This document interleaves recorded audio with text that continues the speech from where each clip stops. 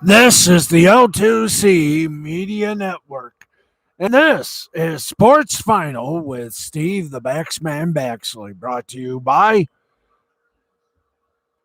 the L2C Media Network. And now, with the headlines that makes, no, with the details that makes the headlines, I'll get it right one of these days.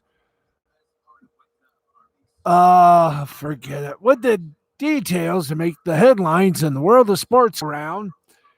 Here's a man whose ass you will never see on this show, unlike what you'll see on Star Trek Lower Decks on Paramount Plus. Our own Captain Cluck, Steve Baxley. Captain Cluck, huh? All right, how you doing, everybody? Welcome to the show that dares to boldly go where no other sports program has ever gone before. Completely in the dumpster. Wow. And by the way, we want to salute William Shatner. Yes, he is going to be on Jeff Bezos's penis-shaped rocket. That's right, him and a few others. But we could finally now put that introduction to Star Trek to rest now, because he will indeed boldly go where Jeff Bezos has already been, in space.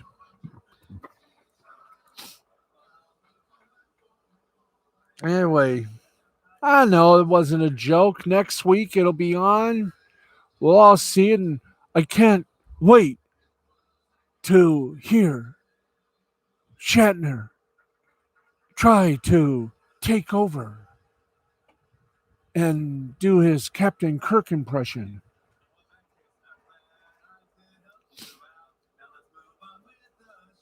Anyway, yes, we are going to move on with the show. So as we move on with the show, we say hi to everybody at Comicscape.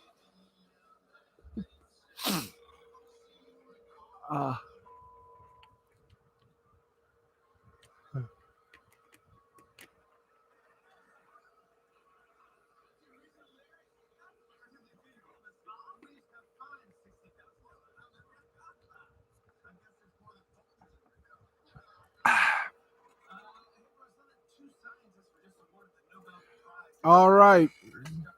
We got also the top 5 NFL games that intrigued us that we'll review. The rest we'll just give piddly little comments on. And a few other things. We want to thank Urban Meyer for giving us the new meaning to an urban legend. I don't know if Fox will take him back, but I do know there might be an opening at OnlyFans that we blew ourselves. Okay, we actually got a very unique show tonight. Why? Because we got NASCAR, which was rain shortened. We have the Monday night game we're going to talk about. And if that's not enough, we've got a whole lot more. I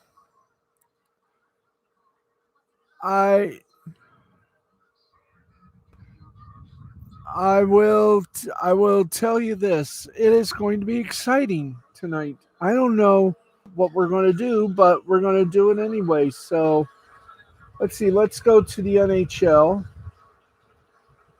Yep. All right. Ping. Okay, and all the scores we're going to give you tonight, sponsored or presented by Caesar Sportsbook. Remember, we are all Caesars. La la la la. We're all Caesars. Ha ha ha ha. All right, let's get going. These are preseason games. Don't forget, October 13th, the new season begins. Ain't that wonderful? All right, let's get to it. 3 left to play in the second period. The Anaheim Mighty Ducks are beating the pants off the San Jose Sharks 2-0. That's the only game going on. Final in overtime, the Philadelphia Flyers beat the Boston Bruins 2-1. And Blue Jackets of Columbus beat the Buffalo Sabres 5-3. Maple Leafs over the Senators 3-1. Devils over the Capitals 4-1. The Linda Steele Chicago Blackhawks defeated the Detroit Red Wings 6-4. The Minnesota Wild beat the Colorado Avalanche 3-1.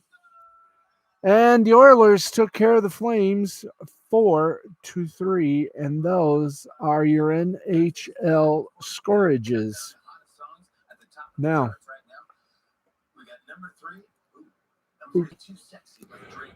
here we go. We got some headlines for you. So let's go to it. Now, if you notice, Monday Night Football was a little delayed due to lightning. Now, how could this be when tonight's game was in a dome? I'm going to explain it to you. With NFL Commissioner Roger Goodell on hand, the NFL decided to delay the start of Monday night's game between the Raiders and Chargers due to lightning. Instead of kicking things off at 8:15, the Raiders kicked off to the Chargers at 8:50. Here's a rundown of what happened on Monday night. Lightning was seen outside SoFi Stadium moments before Monday night's game was to be just the game's initial kickoff time. About 20 minutes into the delay, the kickoff was moved to 8:50. While SoFi Stadium is a dome, the stadium's open sides pose a safety risk. Chargers receiver Keenan Allen told ESPN's Lisa Salter that he and his teammates waited in full uniform in their locker room during the delay. The game resumed following the 35-minute delay. Now, according to the NFL's rule book, Rule 17, Article 4, the commissioner has full authority to determine whether or not games should be delayed or postponed due to adverse weather conditions. And I'm going to... Now, once play resumed, the Chargers made up for lost time. Justin Herbert ended the game's first drive with a 4-yard touchdown pass to Donald Parham Jr. In fact, we will, excuse me, I'm going to wipe my schnoz here. Right now, the LA Chargers lead the Vegas Raiders 28-14. 1 minute and 11 seconds remain in the game. So we will get you up to date on the game right now, guys. Let's I think it just ended.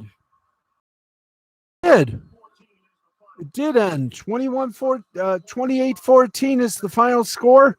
Chargers are now 2-1. Chargers win it. And wow.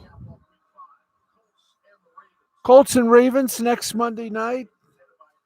So we'll have to wait till Tuesday to give you the Monday night review.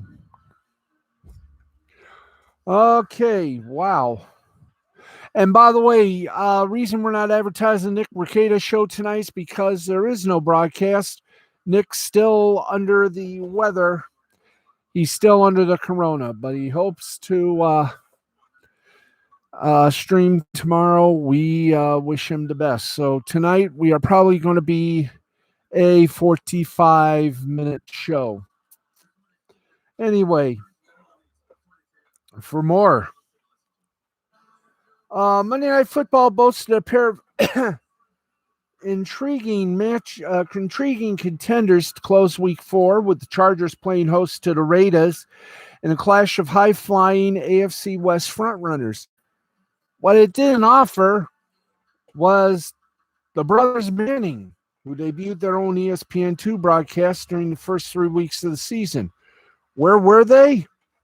Were they sitting at home or a bar or somewhere, just not in their typical booths? Why? Because they're only contracted to do 10 Monday Night Football broadcasts this season, so they're taking a break until Week 7 when the Seahawks play host to the Saints on October 25th. Now, if you're still stuck there sitting somberly wondering how you're going to make it until close to Halloween without your fill of the brothers Manning on Monday Night Football, fret not, because well, they'll be back in time to entertain you all again. But if you look on CBSSports.com, you will enjoy their take. I got dry throat.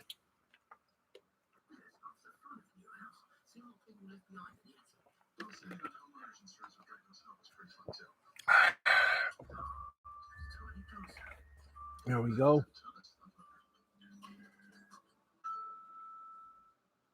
Okay, wow. It's 50 minutes past the hour of 11. And no, not that report yet, guys. Can we go to report 3? Meanwhile, with more NFL stories from the crypt, the Washington football team is currently dealing with an off-field issue. On Monday, NBC Sports Washington reporter J.P. Finley reported that federal law enforcement conducted a raid at Washington's facility last week. Head trainer Ryan Vermillion has also been placed on administrative leave due to a criminal investigation. I love you too, Uno the cat. There we go. Let's see. NBC Washington, that's WRC to you and I, reports that searches were conducted Friday afternoon at the Innova Sports Performance Center in Ashburn, Virginia, and at a nearby home in Loudoun County. Residents told WRC that they spotted U.S. drug enforcement agents in the area. Washington head coach Ron Rivera was asked several times about this development during the usual little press scrum. And each time he referred to the team's statement. Ryan Vermillion has been placed on administrative leave due to an ongoing criminal investigation that is unrelated to the team. Right.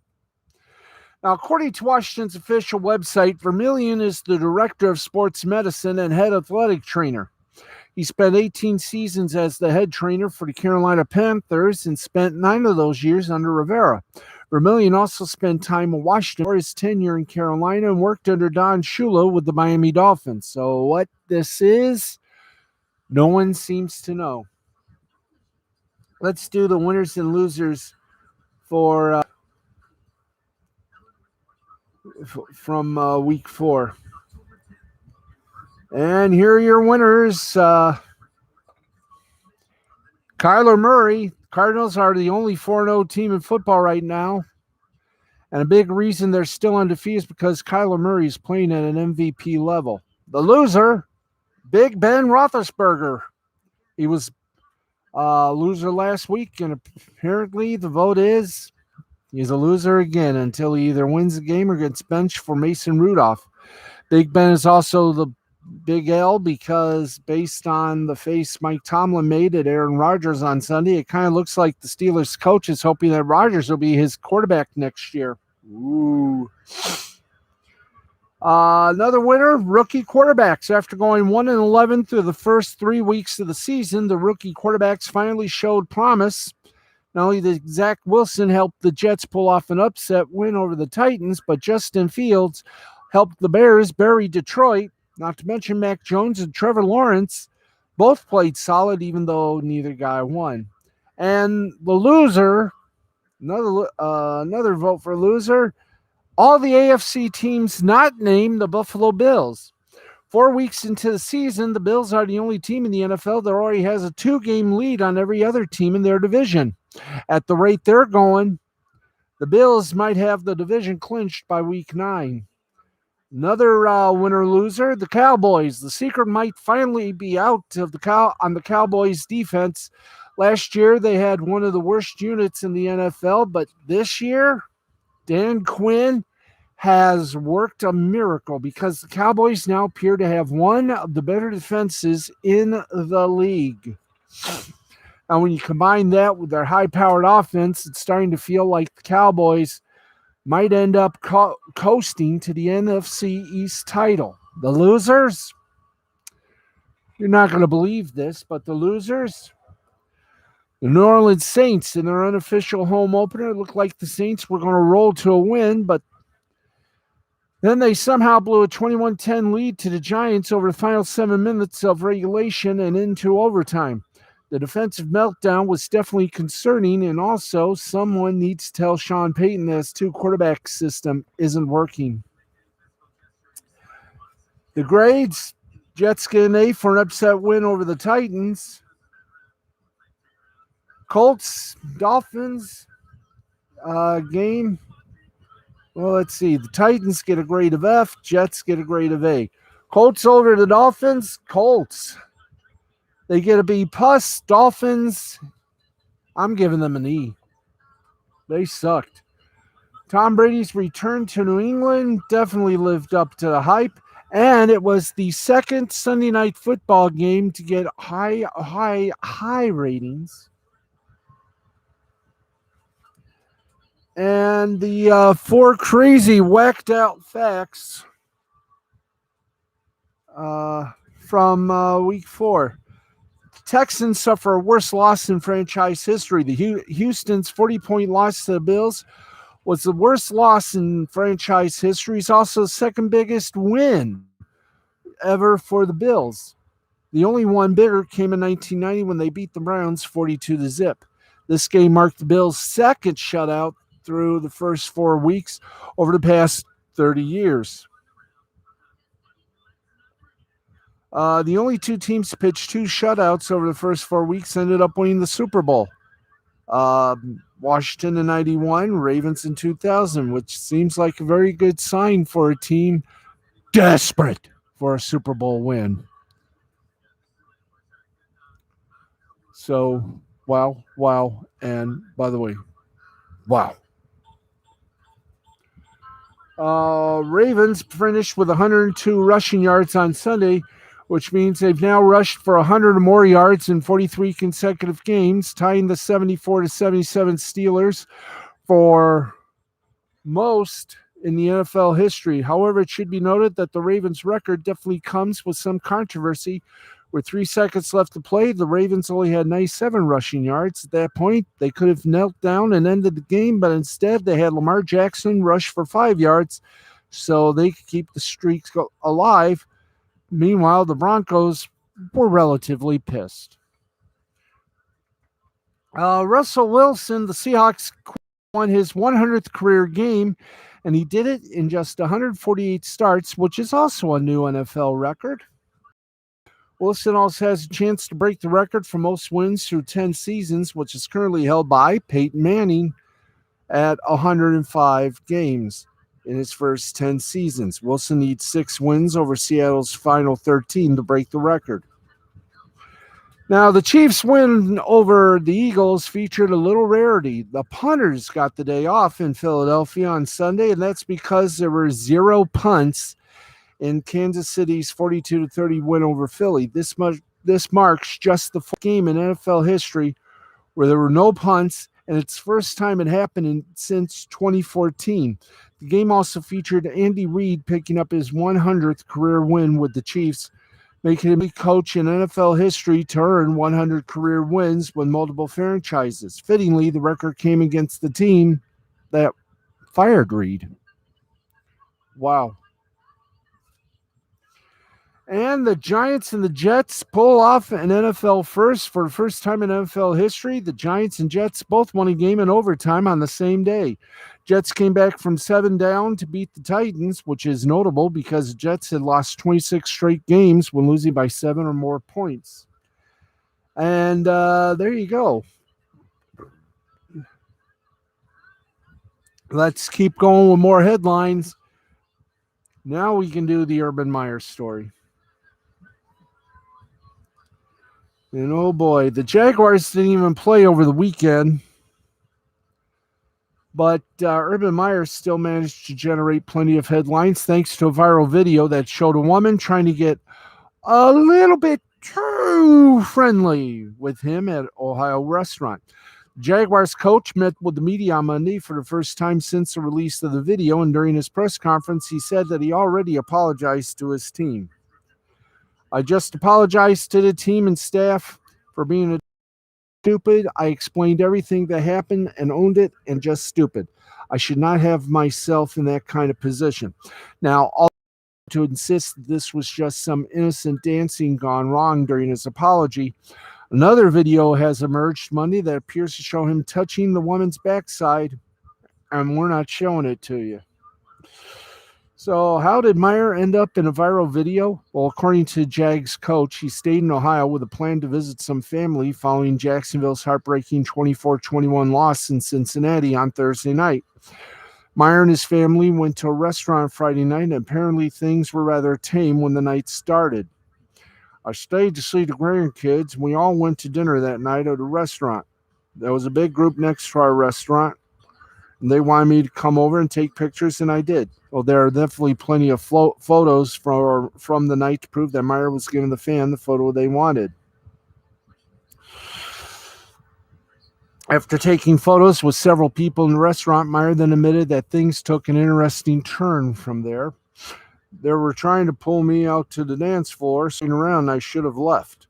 Well, unfortunately for Meyer, he didn't take his own advice. He ended up sticking around. That's where things got dicey. At some point in the night, someone took a video of a woman dancing with her backside near his midsection, and that's the video that ended up going viral. Meyer, who is married, says that he's spoken to his family about the incident, and they're definitely upset. So far, it hasn't been a good year for Meyer on or off the field. Not only is he dealing with this situation, which he created for himself, but he's also dealing with an 0-4 start in Jacksonville, his first year as their new coach.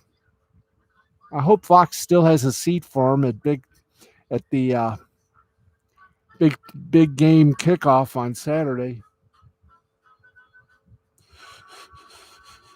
Oh boy, what can we say? Wow.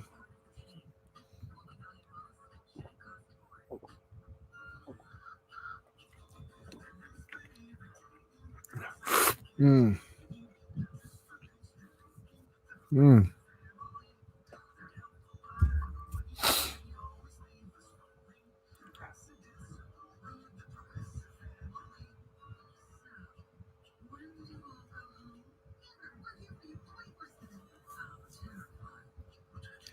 Okay, and our next story. Playoff schedule is out for Major League Baseball. Let's go to it. Wild card. The 2 wild card games Tuesday night, 8:08. Yankees and Red Sox. Wednesday, it's the Cardinals and Dodgers, 8:10 on TBS. Now, 5 League Division Series. Let's start with the ALDS. Astros and White Sox begin their game Thursday, October 7th, 4:07 p.m. Eastern, Fox Sports 1. The other half of the ALDS, the Rays versus either the Yankees or the Red Sox, 8:07, also on FS1. Friday, October 8th, Game 2 of the ALDS, Astros and White Sox, 2:07 on MLB Network.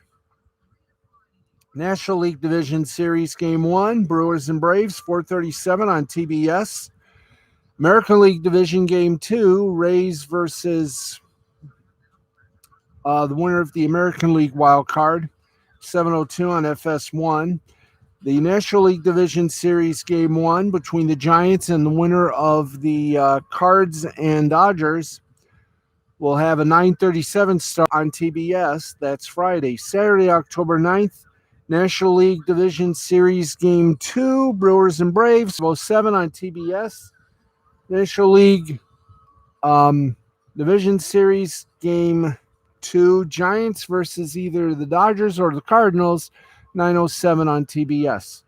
Sunday, October 10th, the American League Division Series Game 3. The winner of the American League Wild Card takes on the Rays, 4:07, Major League Baseball Network. ALDS Game 3, White Sox versus Astros, 8:07 on Fox Sports 1. Now, as for Game 4 and Game 4 of the ALDS and Game 3 of the NLDS and on, that'll all be, as they say, determined time-wise. Okay, we're 5 minutes past the hour of midnight. Let's get you more headlines and more detail. After their arrival in NASCAR was met with a cavalcade of hype, anticipation, and expectation, success did not prove instantaneous for 23XI Racing in what had been a 2021 season full of growing pains, but thanks to Bubba Wallace's performance in crunch time with inclement weather closing in, they'll now be able to celebrate a Cup Series victory for the first time. After taking the lead just before an accident brought the caution out, Wallace was declared the winner of the rain-shortened Yellowwood 500 at Talladega. As, of course, persistent rain prevented NASCAR from drying the racetrack, the race was declared official after 118 of 188 laps, giving Wallace his first career win in the Cup Series and 23XI Racing's first win as a team. Wallace in NASCAR history as it marks only the second Cup victory for a black driver and the first in the sport's model. NASCAR Hall of Famer Wendell Scott won his first and only Cup race in Jacksonville in 1963 in December, but was only declared the winner after a scoring issue was sorted out post-race. The deciding moment of the race came on the final run as Wallace made a charge from the outside line to take the race lead and keep Brad Keselowski and Joey Logano behind him before a multi-car crash brought the caution out. As the field ran under caution, an expected rainstorm began, forcing the red flag to be displayed. As the halfway point had been passed, the race was declared official. The inclement weather prevented NASCAR from drying the track and restarting. Now, adding to the significance of Wallace's victory was his personal history at Talladega. That was the site of a June 2020 incident where a garage pull rope in his garage stall, fashioned in the shape of a noose, was feared to be a racist threat toward him. Although it was found that no crime had been committed and the rope had been there well before the race weekend, the incident significantly increased Wallace's profile within NASCAR. After rain forced the race to be postponed from Sunday to Monday, the field found themselves racing weather and each other, increasing the urgency throughout the field and leading several playoff drivers into trouble. Just prior to the end of Stage 1, Kyle Larson's day was ruined when he was collected in a multi-car crash, putting him multiple laps down due to damage suffered to the front of his car. Alec Bowman and William Byron were also taken out in separate accidents. They also collected Kyle Busch and Martin Truex Jr. With Wallace winning as a non-playoff driver, no driver was able to secure an automatic berth in the round of 8. There's one race left to go in the round of 12, with the elimination being at Charlotte Motor Speedway Roval next Sunday. So there you go on that. Oh, boy.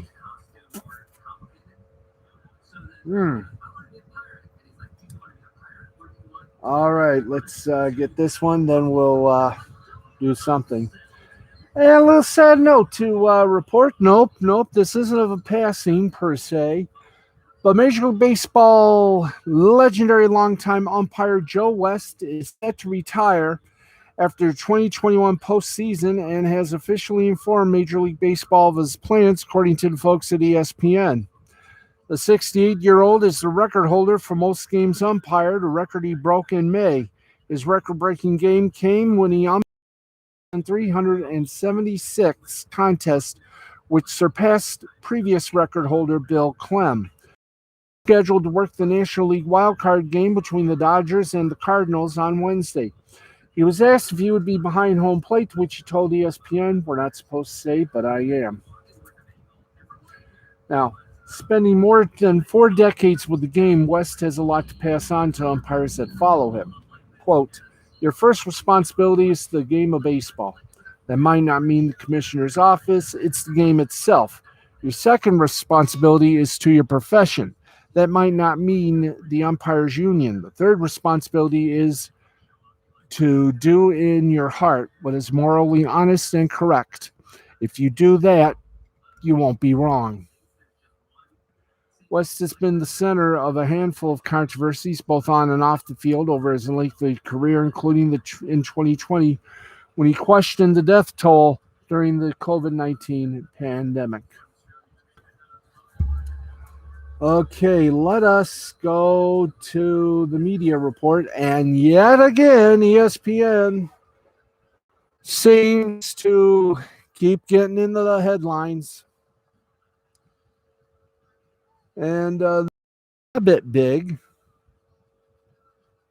Bomani Jones' time at ESPN is moving towards its end. New York Post Andrew Marchand reports in his weekly Sports Clicker newsletter that Jones is not expected to renew his contract with the network when it expires in March. Though an official decision has not been made, ESPN's whittling down the properties on which Jones appears makes that conclusion very likely. As Marchand points out, if ESPN wanted to stay in the Bomani Jones business, highly questionable would probably have remained on the air with him hosting the show. Instead, the show was canceled and revamped into a new program titled Debatable, which had its premiere today at noon Eastern on the digital channels Facebook, Twitter, YouTube, and the ESPN app. Jones, being part of the Debatable crew, seemed like the natural move, yet in ESPN's promotional video for the new show, he's absent among your favorite talking heads, including Pablo Torre, Mina Kimes, Ellie Duncan, and Mike Golick Jr. that will participate. Now, according to Marchand, Jones will still appear as a panelist on Around the Horn and distribute his podcast, The Right Time with Bomani Jones. Where is it? Through ESPN, unless he agrees to a new contract. However, those roles may only apply until his contract expires in March. Jones once looked like a rising star at ESPN, especially after he and Torrey got their own show, High Noon, in 2018. What the network's long-term ambitions for the show and its hosts aren't known, but Tony Kornheiser once publicly said that he believed Jones and Torrey would be the natural successors to him and Wilborn for Pardon the Interruption. Obviously, Kornheiser is not in charge of programming, nor did his prediction boost ratings, whether it was the airtime, debuting at noon, before being moved to 4 p.m., the glut of debate-focused daytime programming, or an attempt to be more nuanced and insightful with their discussions rather than shouting hot takes at each other. High Noon just didn't have the viewers' eyes or ears and was canceled less than 2 years later. Both Jones and Torrey later agreed to new contracts with ESPN. Now, if Jones leaves ESPN, the question is, where money land next? He has a role as commentator and round-table contributor with HBO back on the record with Bob Costas, but only a monthly show, airing 3 episodes since its debut. Marchand mentioned Showtime as a possibility, which appears to be a good place to build a show around him. The Right Time could join All the Smoke and Morning Combat in the premium cable channel's podcast lineup, or, considering his past relationship with Dan Le Batard and John Skipper, Meadowlark Media could be a logical choice, and Jones was mentioned as someone the new media company would pursue. When it launched, he could move The Right Time over there and appear across the Le Batard and Friends network. to fight either on his own or with the ringer could be a fit too. But we'll find out in all due time, as I say. All in due time.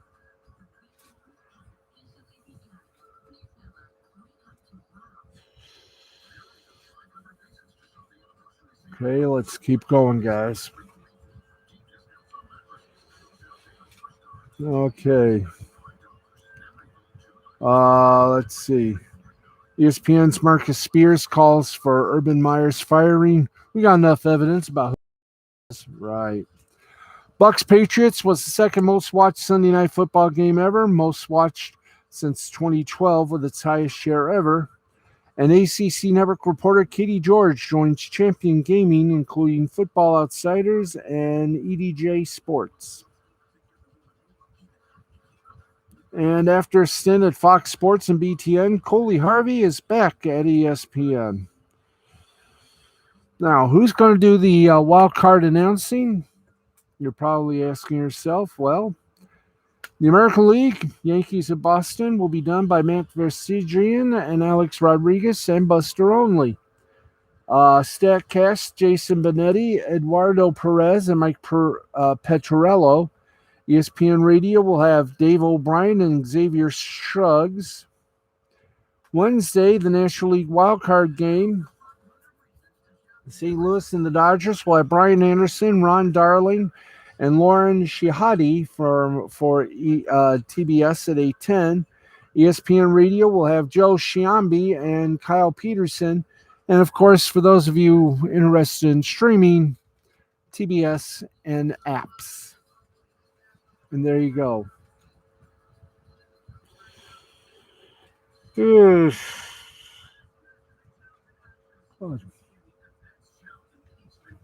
And we are at 12:16.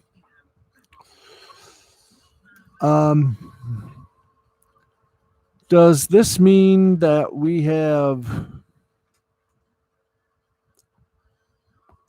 made it to... Well, let's see. We started at 11:35.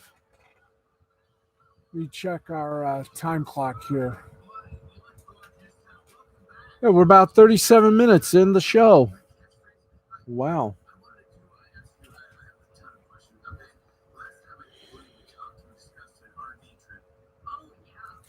Let's get over to football, then we'll go over to the minor leagues, see if any action's taking place. Let's hit this. Let's hit the button. The button. Who's got the button? Okay, in Irish Premier, the Coleraine beat the Crusaders 2-0. And in Major League Soccer, Galaxy beat the Los Angeles and the Los Angeles Football Club, tied at 1. Seattle and Colorado were Seattle beat Colorado 3-0. Everything is wow.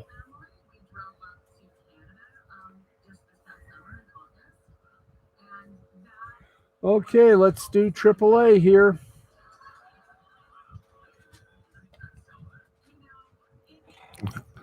All right.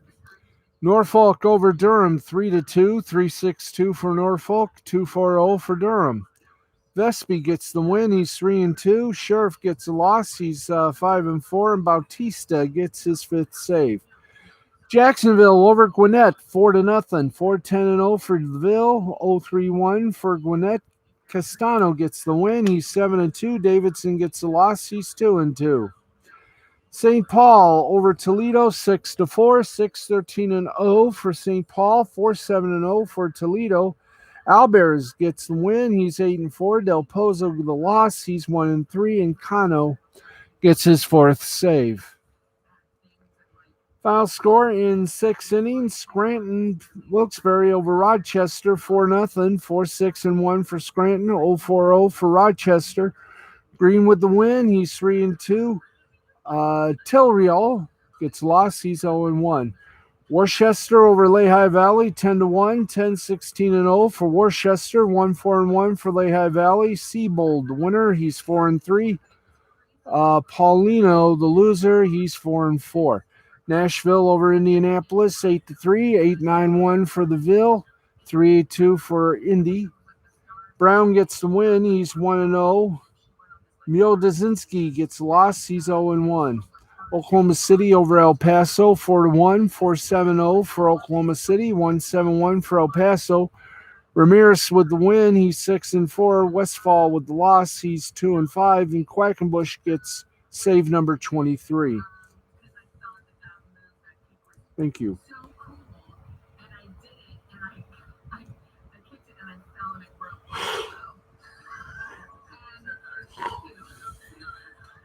Omaha over Iowa, 6-3. 6-7-0 for Omaha, 3-7-1 for Iowa. Bleawell gets the win. He's 6-3. Ullman gets lost. He's 0-2, and Gavin gets his fourth save. Memphis over Charlotte, 4-3, 4-5-1 for Memphis, 3-6-1 for Charlotte. Liberator gets the win. He's 9-9. Severino gets the loss. He's 0-1, and Walsh gets his first save. Round Rock over Sugar Land by 10, 14-4. 14-16-1 for Round Rock, 4-6-2 for Sugar Land. Evans the winner, he's 2-0. Conning the loser, he's 8-4. Sacramento over Albuquerque, 5-1, 5-10-0 for Sacramento, 1-4-1 for Albuquerque. Dahlberg gets the win, he's 1-0. Castellani gets the loss, he's 3-11. Tacoma over Salt Lake, 3-0, 3-9-0 for Tacoma. 0-4-0 for Salt Lake. Murphy gets the win. He's 2-1. Daniel gets the loss. He's 0-2. Buffalo and Syracuse canceled due to inclement weather. Louisville and Columbus canceled due to wet ground. And Vegas and Reno canceled due to COVID. So now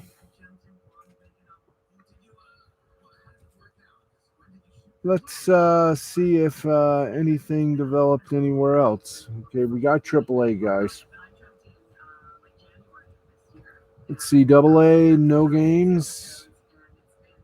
High A, no games. And low A, no games. I don't believe this. We got about 15 minutes left. We got about 3 minutes left. I'm looking at the time on our clock here. So let's we already did the Beeb. We already did that.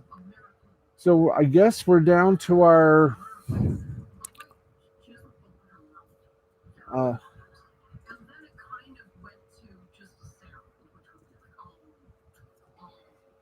let's get to the NBA preseason games. Fourth quarter, 1 minute left. Nuggets over the Clippers, 80-72. The Toronto Raptors over the Philadelphia 76ers, 123-107. Boston Celtics over the Orlando Magic, 98-97. Miami Heat over the Atlanta Hawks, 125-99. Minnesota Timberwolves over the New Orleans Pelicans, 117-114. Charlotte Hornets, yeah. Charlotte Hornets beat the Oklahoma City Thunder 113-97. San Antonio Spurs beat the Utah Jazz 111-85. Golden State Warrior over Portland Trailblazers 121-107. Sacramento Kings over the Phoenix Suns 117-106. Have we done the preseason games? Yes, we have. By the way, 10 minutes remain in the third period. Anaheim 2, San Jose 1. And let's repeat the final score from our Monday Night Football game. Chargers 28, Las Vegas 14. And folks, I'm here to say it. We're done for the night. It's a shock, but we are now done for the night. We want to wish all of you a very pleasant good night on the west. Here in the east, very pleasant good morning. Go to sleep, rest, because tomorrow It's going to be a wild day, I guarantee you. So, for all of us here at the L2C Media Network and L2C Sports from the legendary Fred McLeod Sports Desk, I'm Steve the Baxman Baxley. For everyone that's been a part of this show, have a great night. We'll talk to you tomorrow night, regular time, 11:35 p.m. Eastern, just like tonight was. No, correction. We got the podcast, which was supposed to be tonight, but it's been delayed till tomorrow night. So we'll see you at midnight, 12:05 a.m. Eastern, with more Sports Final. This has been a presentation of Mystifying Creativity Productions in association with the L2C Media Network and L2C Sports. Talk to you all tomorrow. Steve the Baxman Baxley. Good night, everybody.